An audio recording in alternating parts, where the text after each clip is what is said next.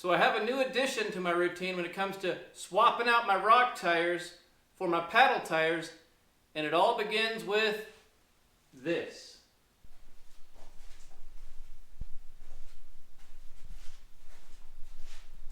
Now the advantage to this is to be able to keep your tires as close to your vehicle where you change them out, so you don't have to haul them in and out to some storage place and have them in your way for you to have to move them out of your way and trip over them. So currently I've been storing all my tires on a pallet at the back of my shop.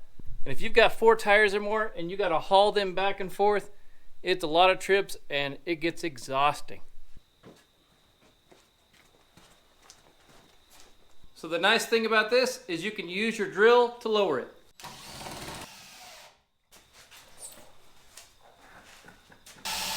Now if you have an interest in this lift, then I will leave a link in the description below, as well as any promotional items that they have. So go down and check that out before it's too late. I'll try to update that data regularly. If there's one thing we love about our side-by-side is that it's long travel. But that is a problem when you need to jack it up. We've all played the game of stacking a ton of blocks to be able to get the height and maybe having to go up and down and restack again. So this is one thing I wish I would have got a long time ago. This is a low profile and long reach jack. The significant thing about that is because of the long reach, it'll give you 24 inches of lift. So you only got to go up once. I still like to put a block to protect my frame. Now I just picked this one up at Northern Tool. I'm not sponsored by it. You can get any of them. Just look for those words, low profile and long reach, to get the maximum travel. This one just happens to have a quick pump also, so a few steps.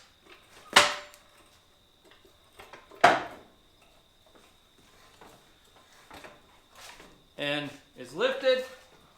So this razor has 18 inches of travel in the back, and look at just how high it got off.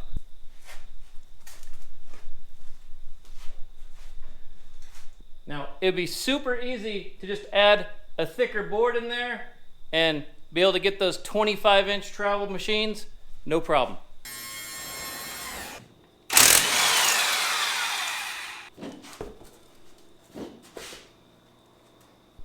Oil the lugs. So we're going to put these on right in the scooping pattern for maximum traction. So when you're putting your lugs on, start with the bottom bolt, and that'll make sure that it's not trying to lean out on you. Now never start a nut or a bolt with an impact wrench, or you'll be hating life because you'll be cross-threading. You'll want to be sure and not over tighten this, because these are aluminum wheels, and because it's soft, they can get stuck on there and be a real pain to get off. Now let's talk about tire size.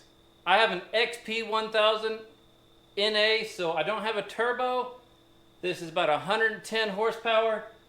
To me, if you're going to go with a UTV, which is a lot heavier than a quad, I like to go with a 30-inch tire.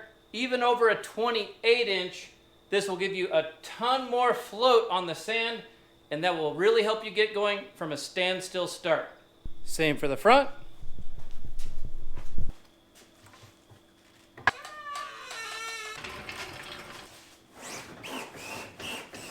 Now I recommend 10 PSI if you have the right tire for the right terrain, because the tire is going to be designed to work right with a rib, a paddle for the sand, or sticky rock tires. They're going to flex, they're going to grab, and they're going to give you a little more ground clearance. Also 10 PSI will help keep you seated on the bead well. One of the huge advantages of a paddle tire is it weighs about half as much as this tire. So when you're going on the whoops, the ride's way smoother, you can respond better, and it's not so hard on your joints and axles. This big beast has all these lugs to help protect from puncture, and this doesn't need it as much because dunes don't have rocks and sticks. Now you can get those big heavy tires up and out of your way. Flip your safety lock. Now that ain't going nowhere. The FlexiMount GL1 has a 4-foot by 4-foot platform.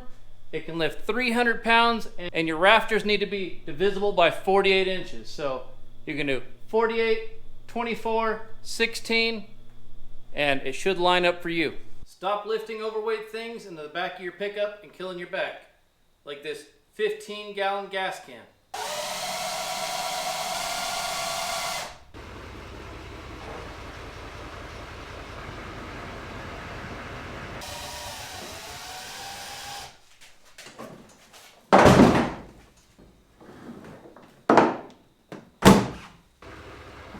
Thanks for your support, thanks for watching, and we'll see you on the next video.